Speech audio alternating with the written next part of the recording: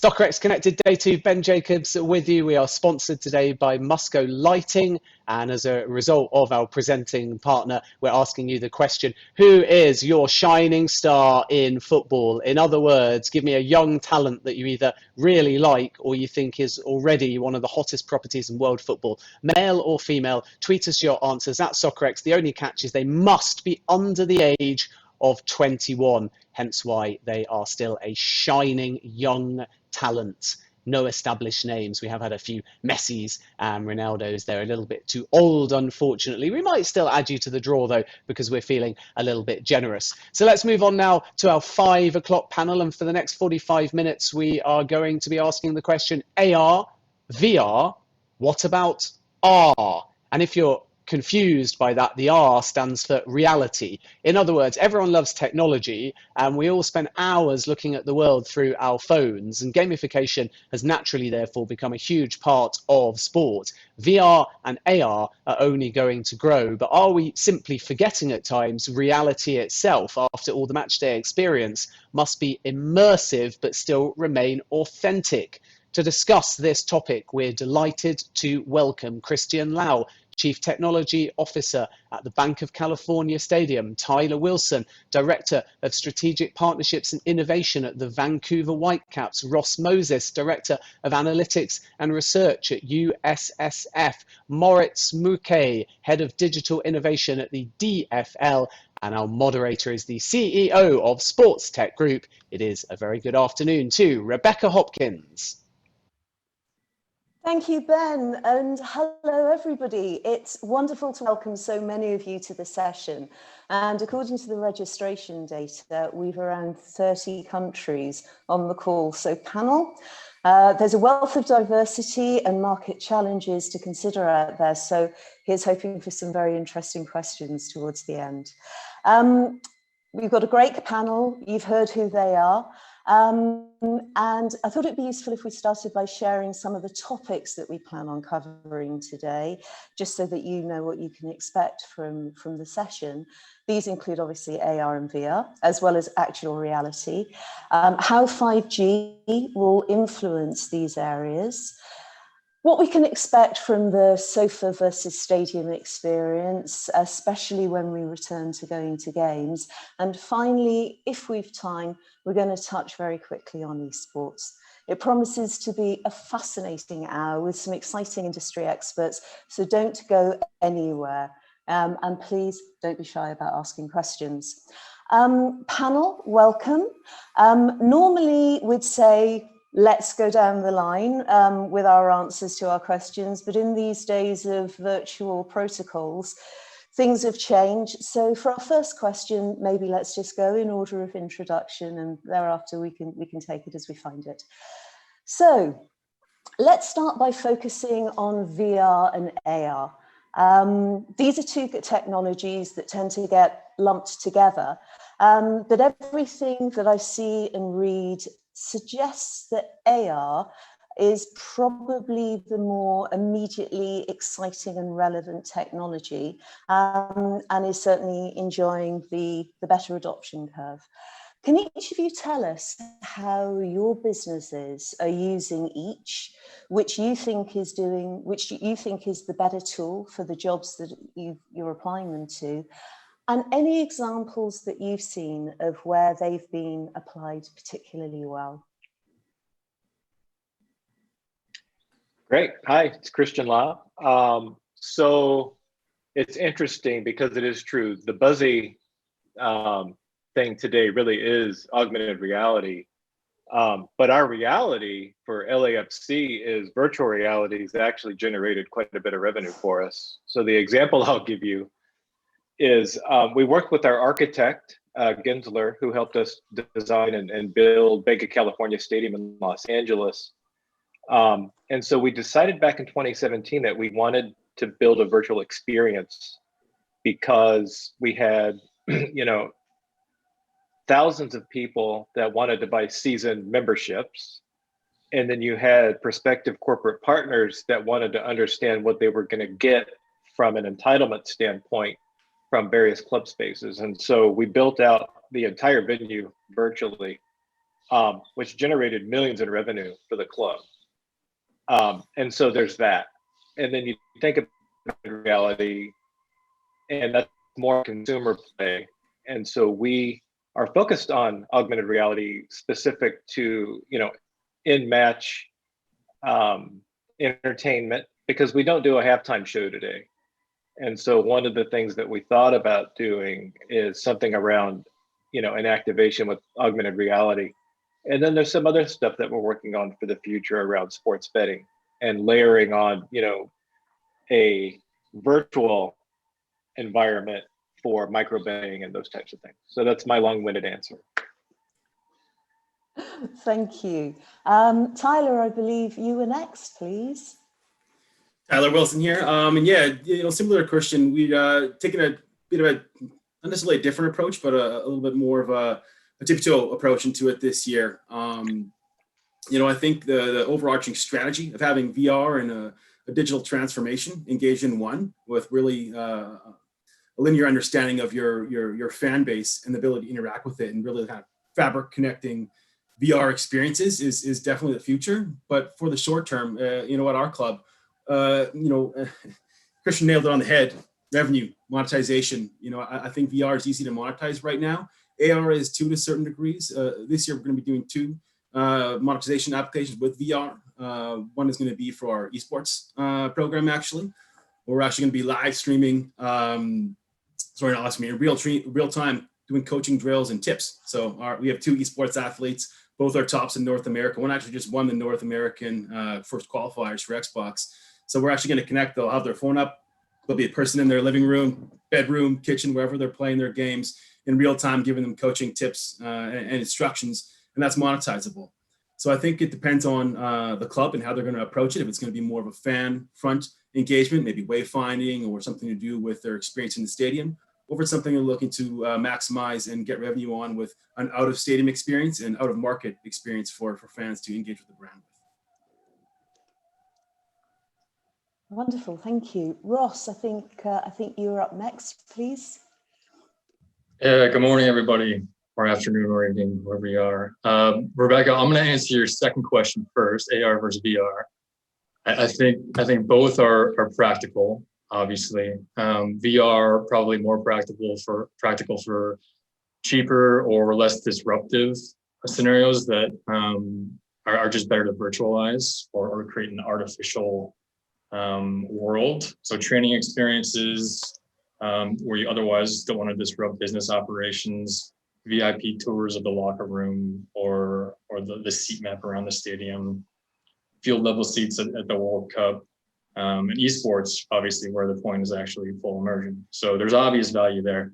I think AR is a little bit more practical, just because it's meant to enhance real life, right? It's an augmented layer that we're putting on top of your actual experience, right? It's adding context, it's optimizing, it's increasing or making faster your decision making, right? So the route that you take to the stadium, or the information you're getting out of broadcast, or the speed at which you can capture content, right? If you're at the game and somebody scores a goal and you want to record that goal celebration, you don't have to go fumbling into your pocket.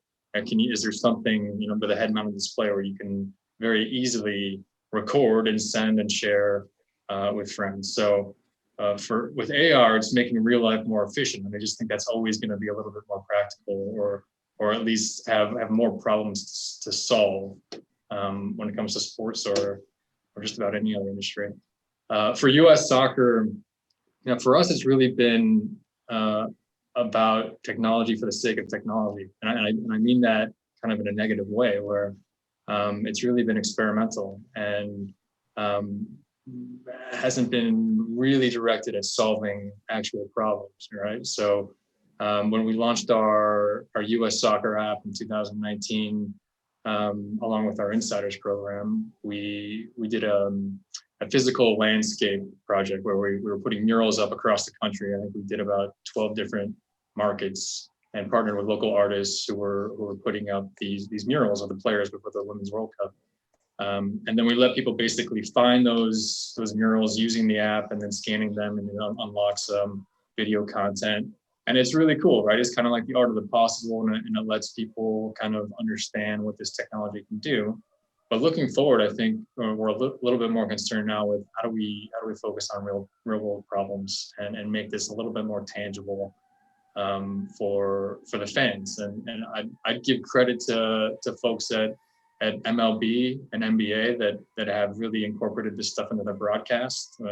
In baseball, you can see the spray charts when where somebody's hitting all the balls, and it makes analytics really tangible. And with the NBA, with their partnership with Second Spectrum, they're basically making the broadcast like a video game where you can identify all the players easily and you've got all the stats. So I think focusing on those problems that need to be solved, or where there's actual everyday value to the consumer, is the right way to go. And I think that's where we want to focus as a soccer industry now as well. Wonderful, thank you. Moritz, what have you got to add to that, please? Yeah, hi everyone, from my side as well, here out of Germany. Moritz, maybe where I differ from the guys that have already spoken about AR, VR, I work for a league, so basically we are organizing the highest, I think you would say, soccer leagues in Germany. With the Bundesliga, not only marketing, but also producing, processing, and then market everything around that. So our biggest revenue streams, I think, are quite clear. It's about media rights, marketing the media rights of our competition. In order to do so, we have to create an enticing, immersing, entertaining product for our customers worldwide, because we're producing not for one country, but for everyone around the globe. And there, AR has been a real game changer for us as well, in terms of what we add to the broadcast, being able to visualize stats in a different way, being able to tell different stories, not only during the live 90 minutes, but in order to preview a match in the halftime or after a match, adding those entertaining graphics there as well.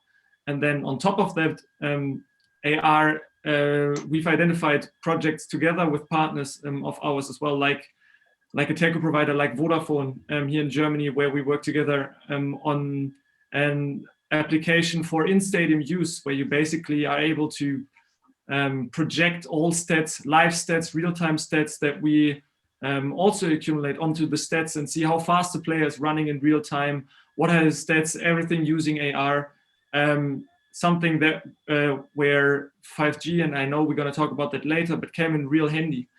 And it also is, I think it allows us to do something very critical, which is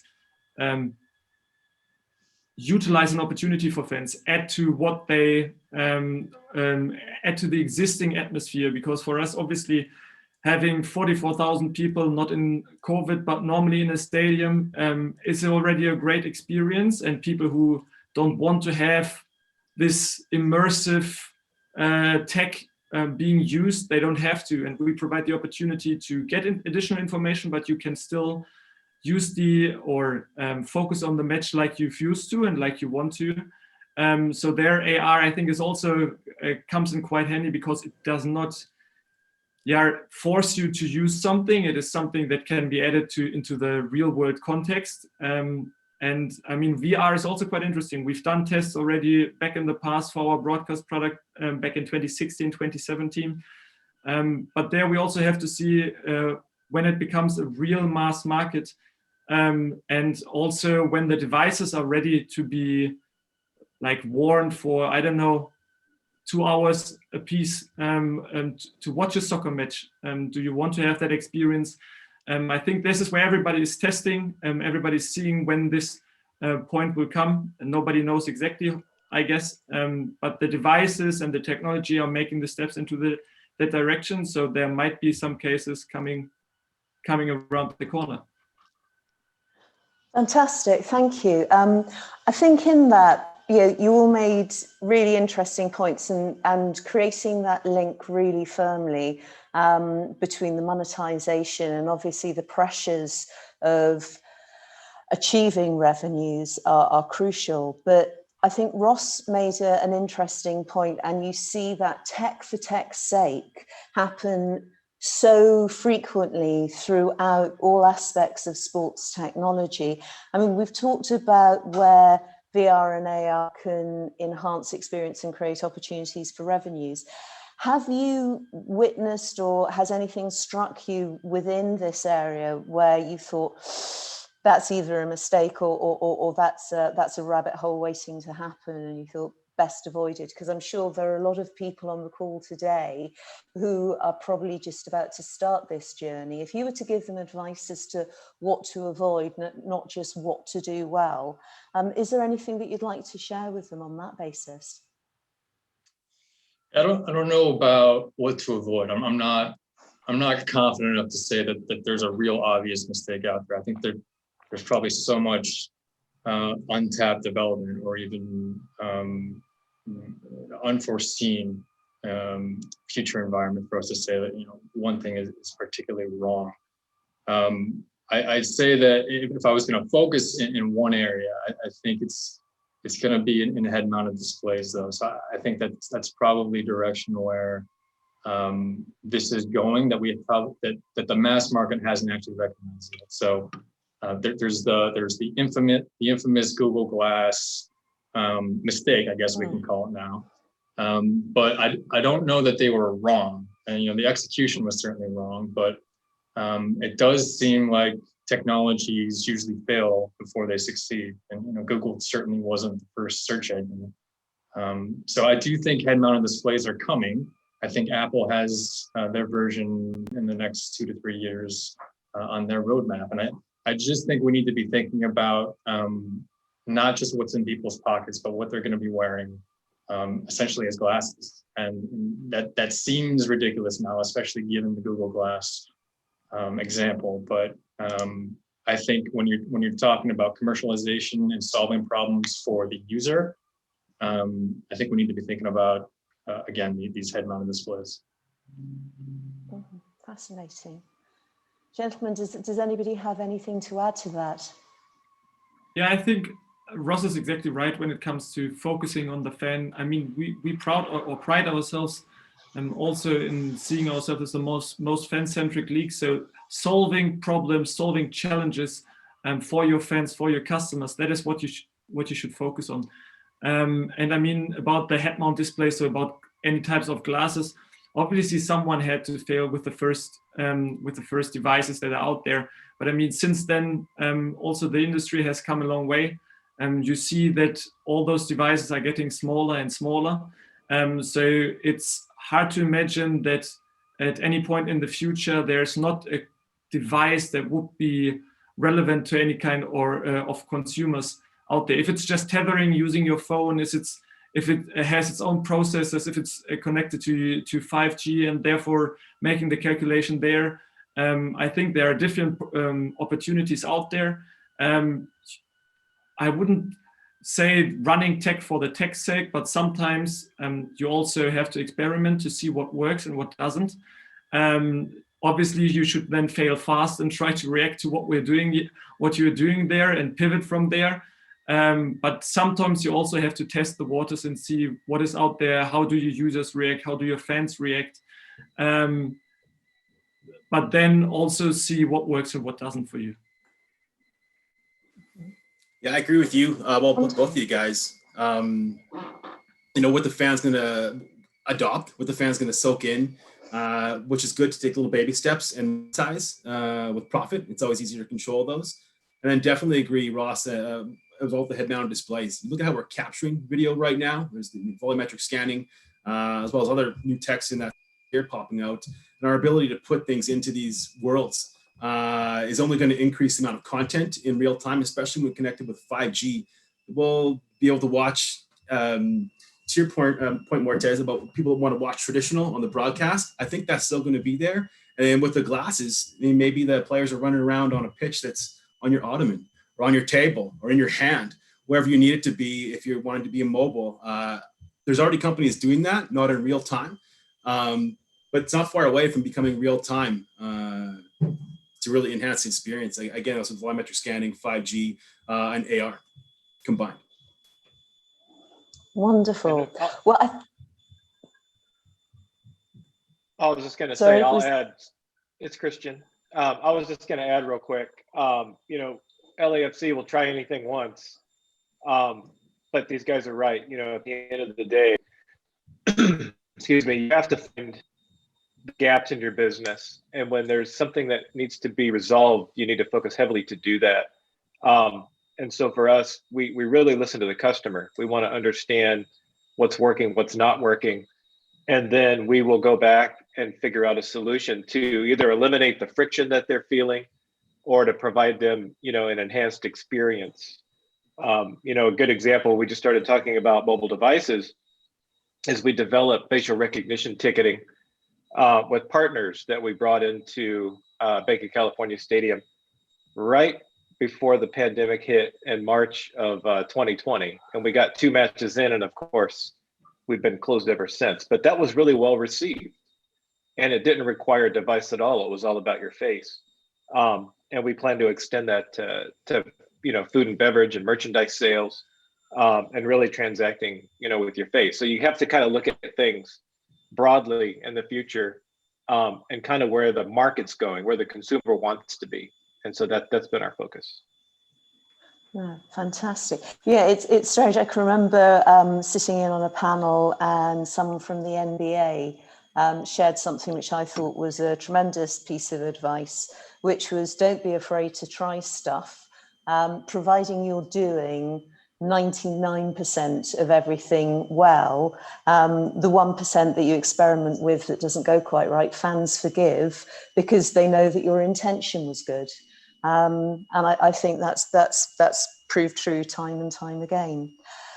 But I think you all mentioned 5G, so let's bring that into the conversation. I mean, the starting point for this is I think Europe and the US enjoy very different coverage levels when it comes to 5G. But let's face it, if you don't have it now, it's coming soon, so you soon will.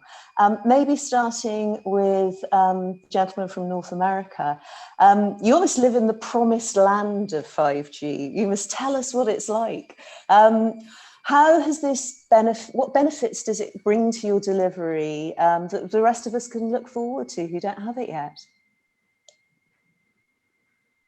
I'll start. So in Los Angeles, 5G coverage is it's very ubiquitous. So my house, I've got 5G. I could probably run this entire event on my phone, my hotspot. We have flying cars. There's autonomous cars. Kidding. But it works. The speeds are actually throttled, so it's fast, but it could be much faster. Verizon, my carrier, throttles their speeds. But overall, it's a phenomenal experience. And for us, we're really excited to use 5G in practical application. Our big thing is unrelated to football, but it's our concert and music festival business. The ability to have autonomous retail units that we can basically just drop, plug in, and connect to a 5G network, and we're selling whatever we want, you know, within 30 minutes versus having to build out infrastructure and things. Our stadium is at a state park, exposition park in Los Angeles. And so, you know, having that type of connectivity is key, especially there. But then you think about, you know, LAFC wanting to basically drop a retail cube anywhere in Los Angeles, Venice Beach. We can literally start transacting within minutes. You just have to have power. So it's pretty cool. Amazing. God. And Tyler, what's the experience like where you are? Not quite flying cars yet, like down in LA, but it's you know, it's here. I wouldn't say it's rolled out to a point that I can leave my home and still experience a 5G, you know, especially at our stadium and in certain parts in town. But, you know, my place is wired up. I've got it at my house. So in terms of our local way to capture it, it would be an at-home experience. We wouldn't be able to focus, you know, a 5G rollout right now in stadiums across Canada at this point. But it is going there, and there is temporary things you could do to set it up for sure.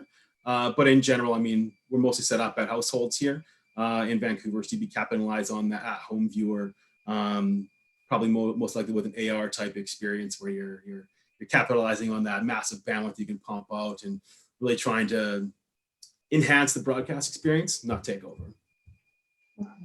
Right. Ross, I'm guessing you're probably gifted in the world of 5G.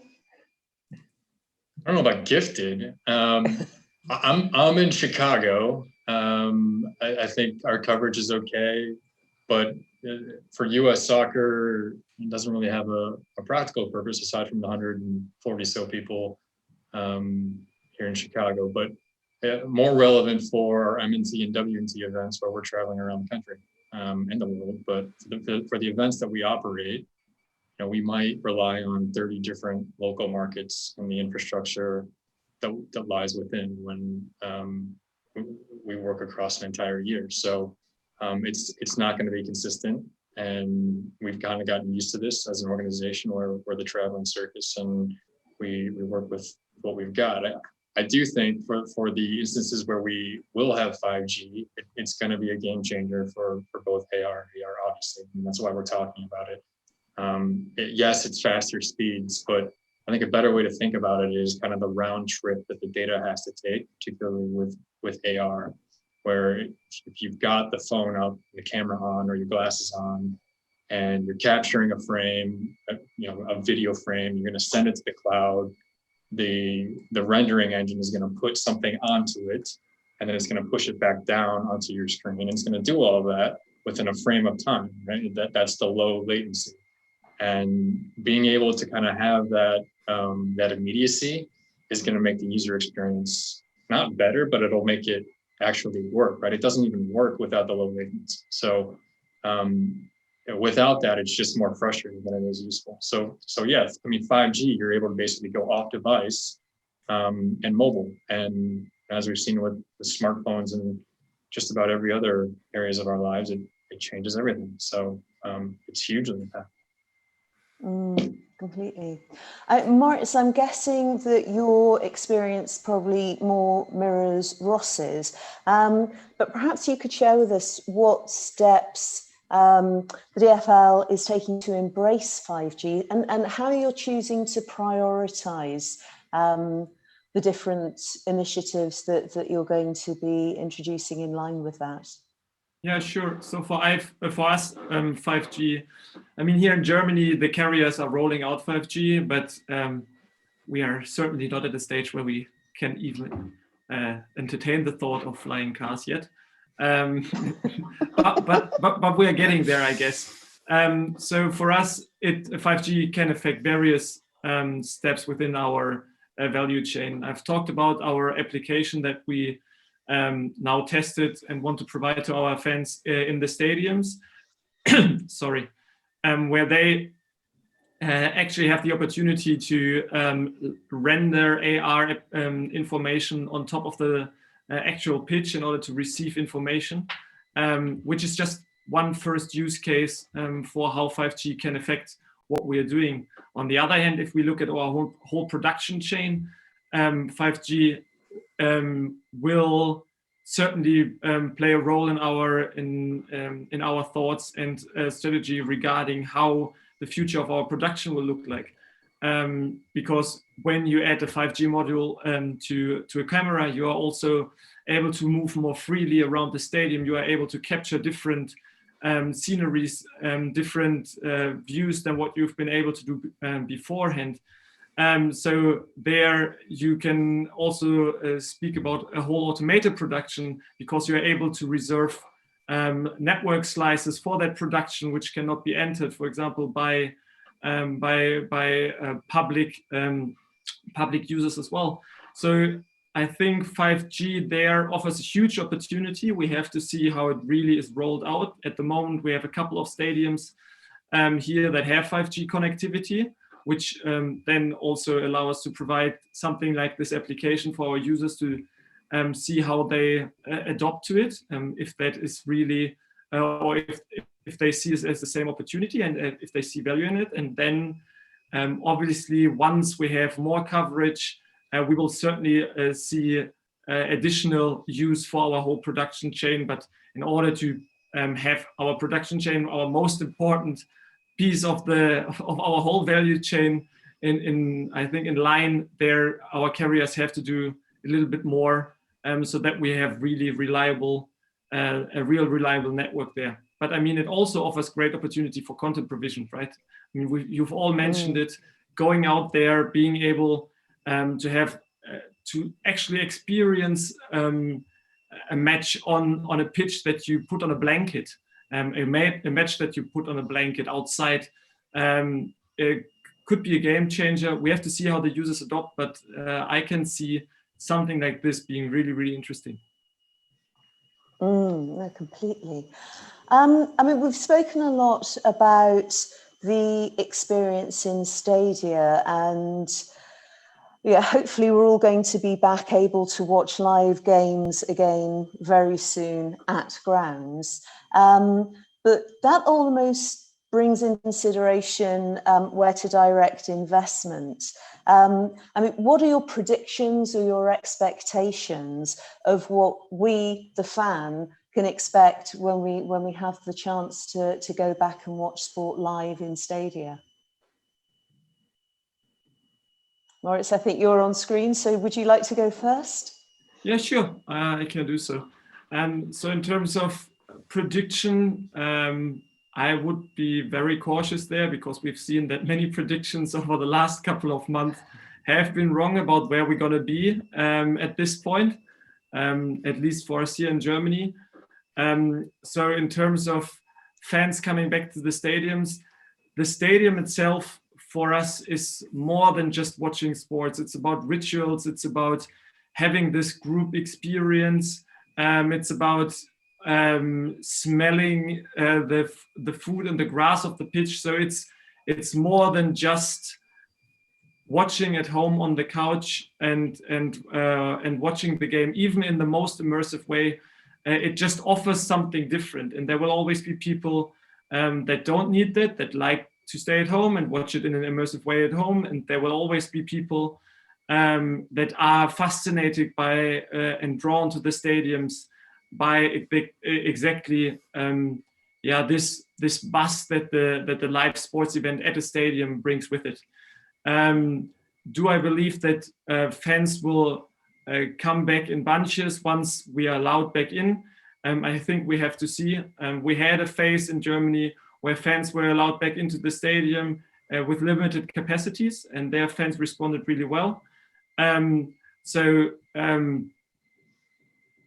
this point, I would assume and certainly hope that our fans are looking forward to coming back to the stadiums and experiencing the lovely game of football in live again, as they were used to having it. But we will see what the future holds. This, let's say, crazy times have had some surprises for all of us, I guess. Mm-hmm. Cool. And Christian, you're very lucky. You've got a great percentage of season ticket holders, so you're confident when you go live you'll be filling your stadium, I guess. So what are your predictions or expectations for what we can expect when we get back into the grounds? Yeah, it's interesting here in LA. Our demographic's really young. You know, it's a 22,000 seat stadium. 18,500 of those are season tickets, season members. And if you look at Twitter, if you look at Reddit, they're ready to come back. So if we were able to open the doors tomorrow, we think we'd be fairly, full. And we've actually spent the majority of 2020 working through what our operation looks like. We've planned out a contactless customer journey. We've had to reimagine all of our operations, some of which we were already doing. So, 2021, we're going to introduce a lot of things that we were already planning on doing before the pandemic hit, but the pandemic accelerated it. And we know that attitudes and adoption will be different because people have been forced to do things differently. And what I mean by that is mobile ordering is going to be a key component for our food and beverage as well as merchandise.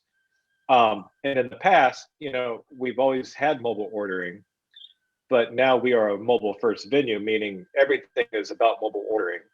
And we may have a lane at specific concession stands that you can belly up to. You can walk up and order something, but it's going to be minimal versus that was originally the entire operation was belly up, and then we had a mobile component to it. And that has to do with, in California, in Los Angeles County, for example, the government mandated if you have a restaurant and you're going to open, then you have to have a mobile ordering component. You're not going to hand menus out anymore, right? So that's dead. So the idea that people can order from their phones, pay with their phones using QR codes or NFC, like everybody, I don't care what age you are, if you went out to a restaurant in LA, which finally just reopened after 2 months, by the way, that's how you had to do it. And so attitudes have changed. So you'll see that. You'll see mobile ordering will be key. I mentioned facial recognition ticket earlier. Contactless solutions, right? The idea that you're going to have to divest things in your pockets when you're going through security. We've had to reimagine that. We've got a partner in place that we plan to do some piloting with when we can actually have fans back in the building. But they have detection equipment that you can literally just walk through into the stadium with your face. You can, obviously scan a ticket on your mobile device, but you don't have to stop. You're not going to get wanded, all of those things. So we're working on that, but we have to open the stadium so we can test everything out. But we hope to get that to market as well. And it's really just eliminating friction points everywhere we possibly can. Wow, that sounds fascinating. I mean, Ross, as somebody within the governing body, obviously necessity on the one hand is the mother of invention, but as an NGB, we've obviously got slightly different pressures as being seen to do the right as well as doing the right thing. What's your experience and what are your thoughts on this subject? Yeah, it's interesting to hear from Christian, as somebody who's got the stadium and can kind of control that experience. And I would probably defer to him on a lot of these topics about what we're going to see. What I am seeing is that there's probably not going to be drastic changes, at least not immediately. Moritz is talking about kind of the fan experience and the authenticity. That's the point of differentiation with soccer, and that in-stadium experience is going to be the most important thing, and that's organic.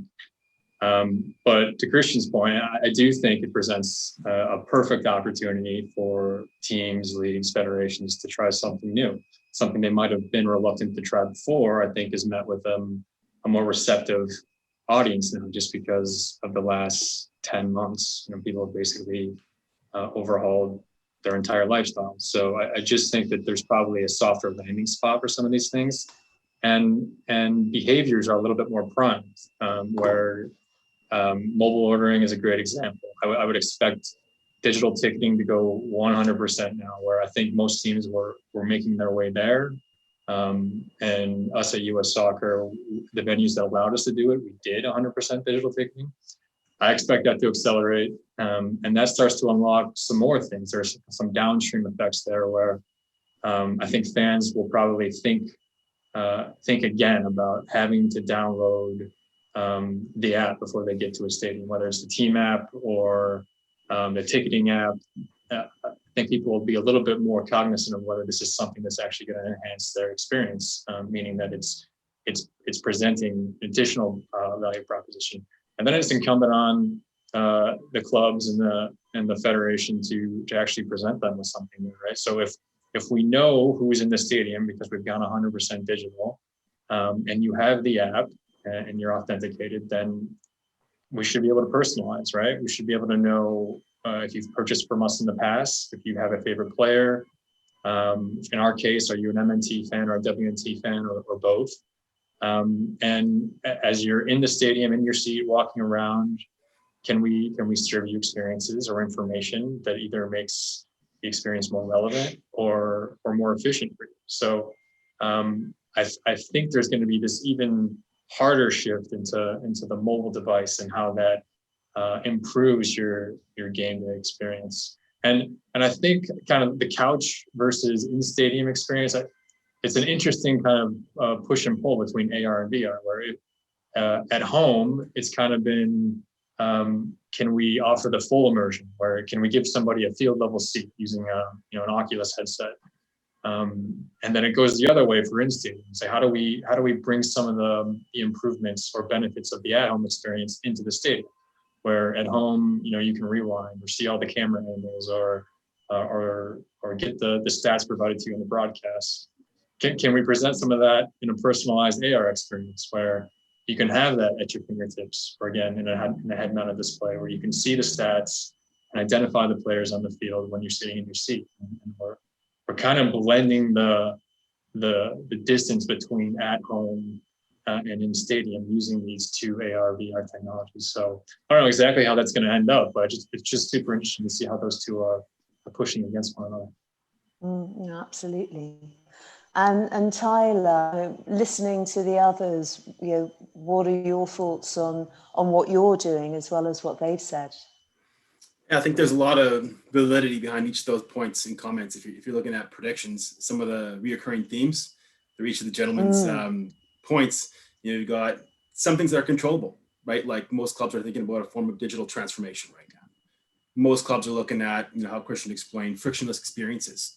That's rolling out your fan interaction points throughout the entire experience and creating frictionless opportunities for them to make point of purchase consumption.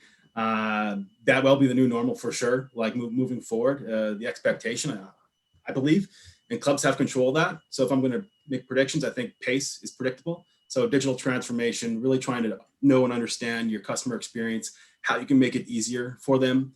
When you think about coming back, there's different regions that are going to have different strategies with fans in venue. But nonetheless, there's still a broadcast that's capitalized on. There's still that displaced sports fan that lives in other markets that maybe doesn't get the home games anyway.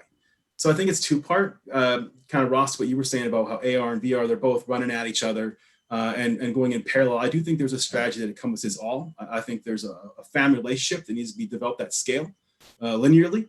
And then I think there's a fabric, a connector that needs to be happening, and that's a VR, AR type experience.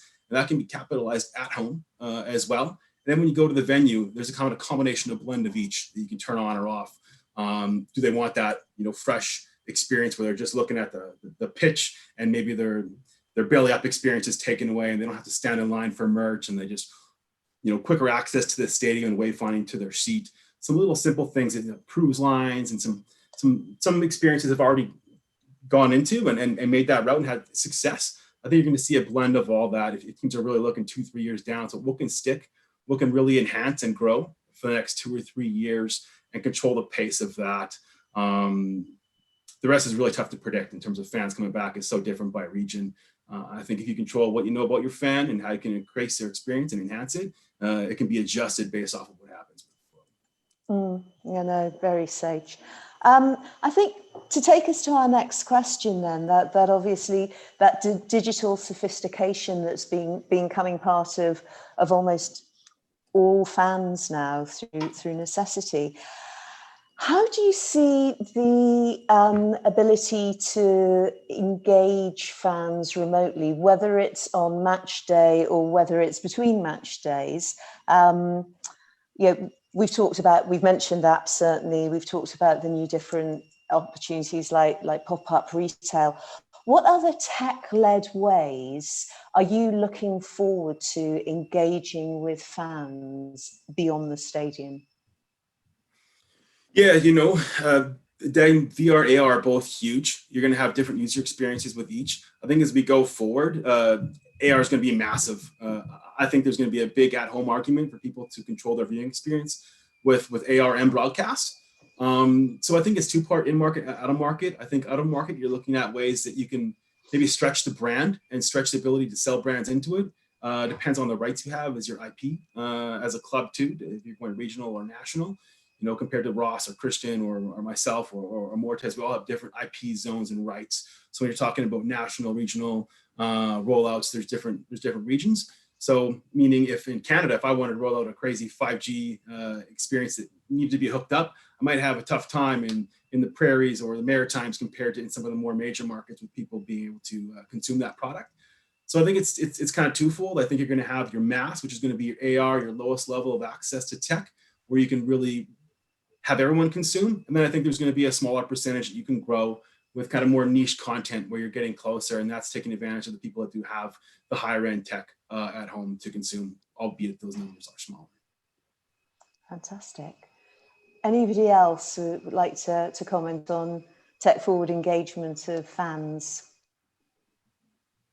I'll just say, I think as far as getting away from matchday or extending matchday, I think that there's something there with exclusive experiences, whether it be storytelling or live experiences, using AR or VR to show people places or experiences that they can't experience in real life, starts to provide new meaning and new value. And that doesn't have to happen on match day. For us at US Soccer, we're trying to figure out how do we offer these VIP experiences as part of our insiders loyalty program.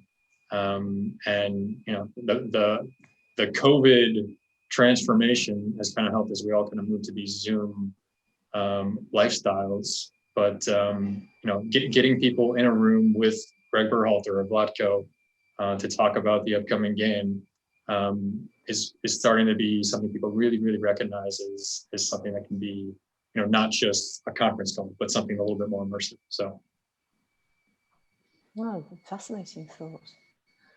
Christian, Moritz, did you have any thoughts before we move on? Well, we only have a few seconds left, so I'll just drop that, you know, we're focused heavily on multimodal engagement with our fans. And that has everything to do with in-app experiences, app adjacent experiences with other partners. You think about, you know, merch drops, things like that with partners like Postmates. We do any and everything that we can to stay relevant and to engage our fans. And it's not always football related. It can be things for the community, you know, blood drives, food drives, things like that. That's been our focus. It's really giving back to Los Angeles. Fascinating. Moritz? Well, as our time has run out, maybe some last words from me. Yeah, it's the same for us. It's building up to the match day, building additional contact points through different digital offerings that we provide. It's not only AR, VR, it's mobile as well. It's also the different other channels that we focus on, social media and so on, but really tech-led. If you take a look at creating personalized offerings in whatever way, shape or form to engage our fans, our customers in the way going forward to the match day, I think is also the way that we are looking at things. Mm-hmm. And don't worry, we haven't run out of time yet because this is fascinating. We've got a few more minutes. So let's very quickly cover off esports since we promised it. The hiatus in live sports has hastened esports' role within football like we could never have predicted. Just very quickly, do each of you now see esports as an inevitable factor in football going forward? And what advice would you give anybody whose organisation is thinking of devising an esports strategy from scratch? Probably, Tyler, we have to start with you on this one. This is your pet subject. Yeah, definitely happy to speak on it. You know, we've had an esports athlete for a number of years now, and this year we really dove down. We doubled down. We saw content uptake last year, 2-3x what we were experiencing, and yeah, there was some downtime in play. But you know, an example: our one player, Alex Gonzalez, Exra is his handle, #1 in North America right now for Xbox.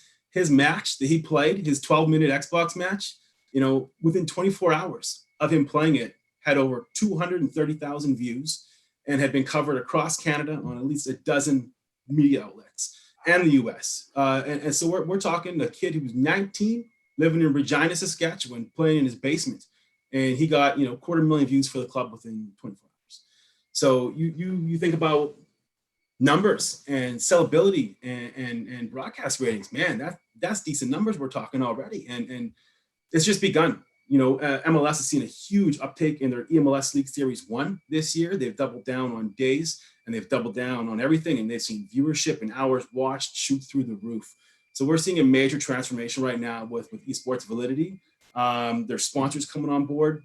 it's definitely a growing industry, and I'm not alone with that. I know there's other gentlemen on this call that have esports, so I love to hear what they have to say. But from my standpoint, get in it. It's only going to grow.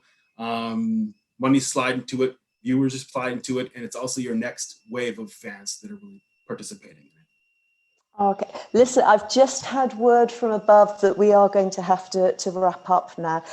Great last word from you, Tyler. Gentlemen, that has been absolutely fascinating. Thank you all so much. And given the time constraints, I'm sure we could have gone on for much longer, but unfortunately, we have to hand back to the studio. Moritz, Tyler, Christian, Ross, thank you so much.